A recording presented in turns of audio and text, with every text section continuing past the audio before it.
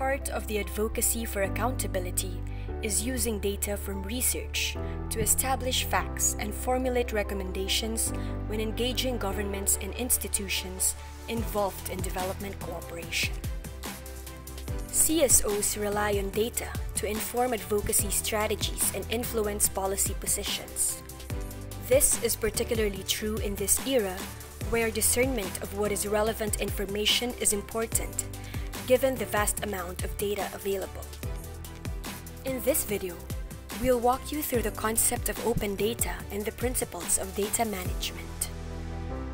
So first things first, what is data? Data are individual pieces of factual information recorded and used for the purpose of research and analysis.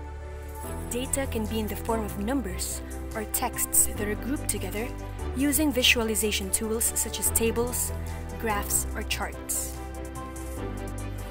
Now, what is open data?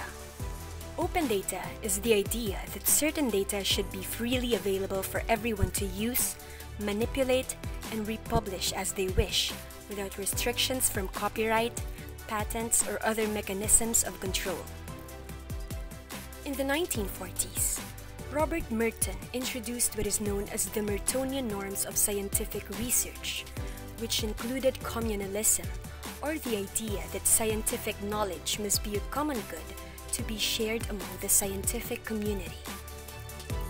And in 2004, the science ministers of all nations of the OECD signed a declaration which states that all publicly funded archive data should be made publicly available.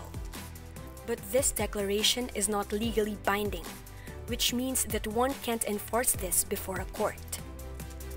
Many governments in the Global South are also not 100% transparent with public data, and this is why it's hard for CSOs to access government documents relevant to their monitoring and research projects.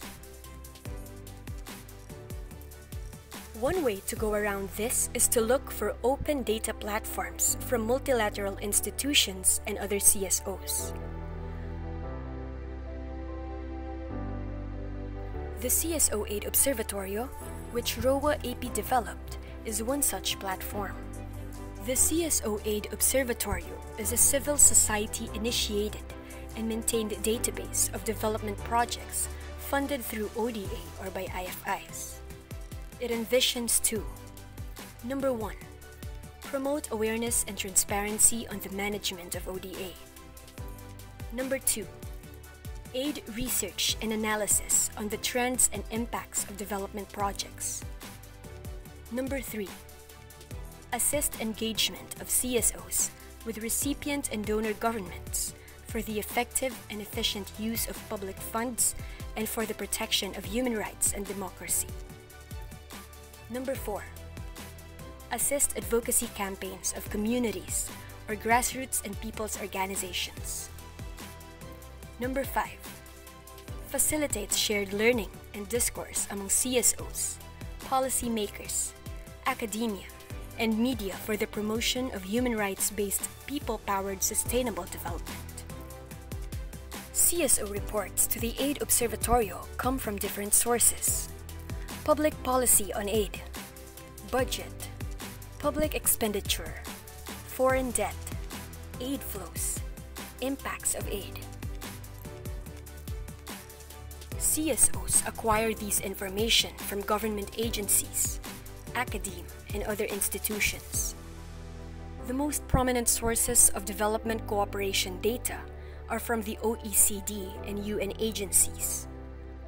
But most importantly, CSOs embark on fieldworks and gather data from communities affected by development projects and public-private partnerships. The CSO8 Observatorio is just one of many platforms out there.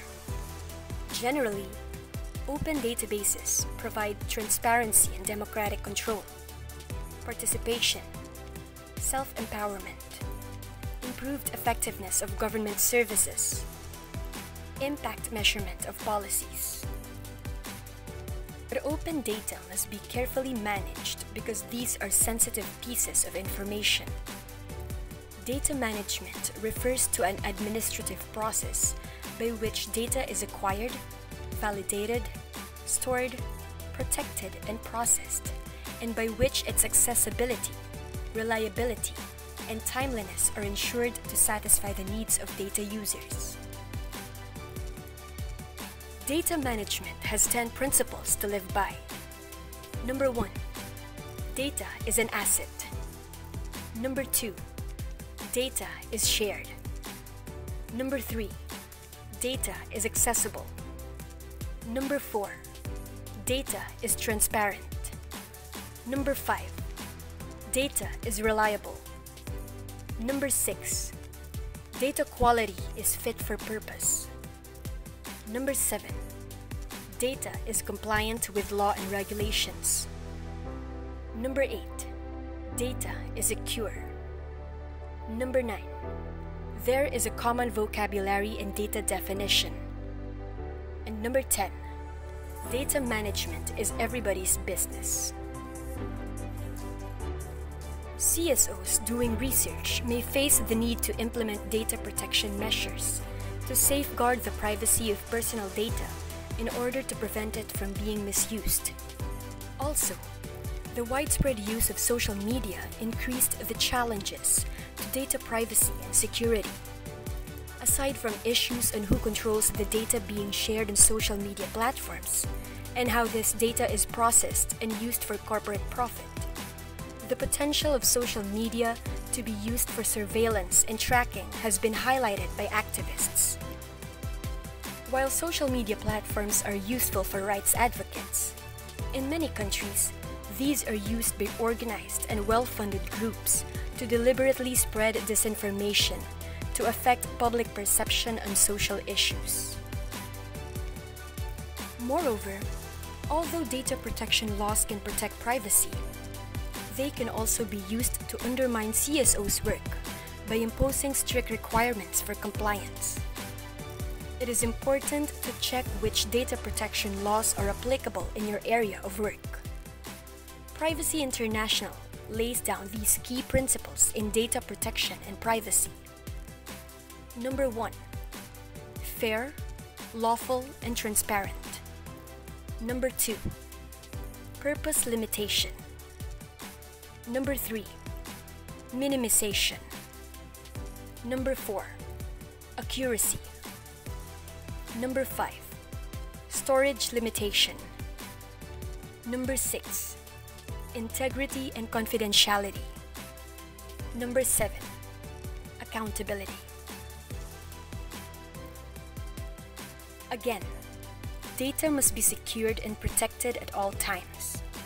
The same goes for CSOs and other rights advocates who harness these sensitive data.